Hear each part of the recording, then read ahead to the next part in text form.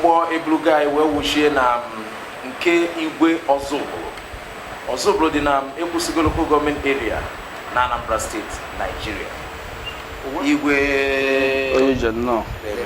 Igbo bụ Igbo kacha anụ, lienu, nwụọnụ, Igbo kwezuonu. Igbo bụ Igbo ekene m ụnụ ife doko na akọ n'anyị maka na Igbo amaka. Ndị Igbo ekene m ụnụ kenekwasịkwa ụnụ Chinedu ụnụ dube ụnụ.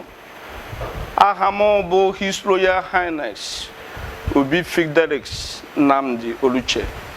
Ezugodu n'Obi Okife dị Obi of Ozubulu dị na Ekwusigo Local Government na Anambra State na Nigeria. Ọdama na igwe debeghị nne o. Ọ ya amasị anyị ka anyị malekene mgbe ịbagharị n'ọkwa wee bụrụ igwe Ozubulu.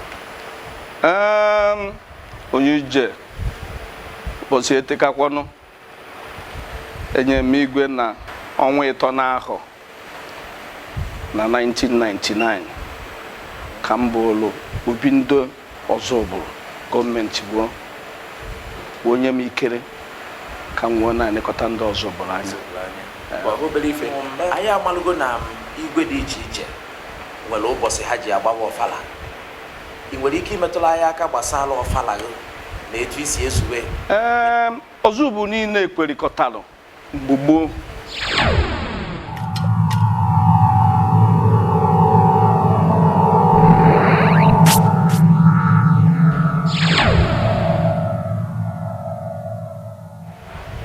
Na-ewepụtara ya mbọsị ahụ Ozubulu ji eme Okife ụzọ ọfala akpọzie ya werezie dị na Okife. Mbọsị ahụ ka anyị na-eji eme aha ọbụla, mana nke ahụ a anyị na-eme ka anyị mezie ihe nke nnukwu wejidọ ya adọ n'ahụ a. Ụwa bụ ụwa, Igbo bụ Igbo. Ndị Igbo nọ na Anambra, ndị mba ụwa ha bịa nene ka ha fọ ka obodo anyị si wodo obi adụmbugha ahụ ndebe anyị mere eme gboo ọdụ mma abịa na nya wa ọfala ịma na ụka bịa dozie na be anyị ya tata. Mgbe ụfọdụ ekwuo ife gbasara ọfala ọdụka onwere ndị ya eje ya ije nwee ndị anyị eje ọfala gị ọwa ọfala ịgọ mmụọ ka ọfala omenala igosi etu ntọnala ma ọwụ ife eji mara Ozubulu ma ọwụ ife unu na-emeli emeli. Ịma na ndị mmadụ na-aghọtabo apụtasị omenala dịkwa n'iche na dibịa wụ ọnataluchi onye na-enye ọgwụ oyibo. Mana omenala abịa ndị oyibo asị custom and tradition, ndị mmadụ ada aghọta mana onweghị ife dị na ya.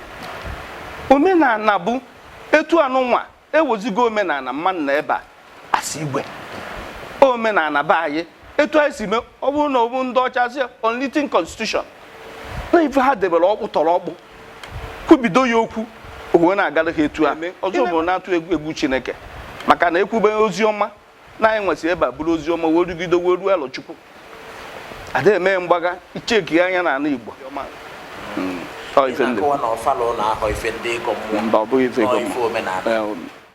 Ndị be anyị nke a bụ na onye na-agwa ya ụnụ anụgo ka His Royal Highness Igwe Nnamdi Fidelis Oluche Ezugodu n'Obi Okife nke abụọ Obi of Ozubulu si wee kwuo maka nya bụ ọfala nke a na-akwado nke ga-adị n'ụbọchị Wednesday ga bụ 26 December 2018. Ya bụ ịbụrụ nwa afọ Ozubulu, bụrụ onye Ekwusigo, bụrụ onye Anambra State, gbaa mbọ ka ịhụ na ị nọ na ya bụ Okife Ọfala Festival 2018. Special guest of honor a na-atụ anya n'ụbọchị ya bụ Chief Willie Obiano Akpọkọdike Kizi, Executive Governor Anambra State. Guest of honor wee bụrụ Sir Emeka Offor Sai, Chairman Chrome Oil. Onye ekwekwara ka akọrọ ya akọrọ n'ụbọchị ahụ a sị na ọ bụ ụbọchị ndị nwe nta ka ha nwe mbọgụ omenala ndị megịnị omenala ndị dịrị ndị.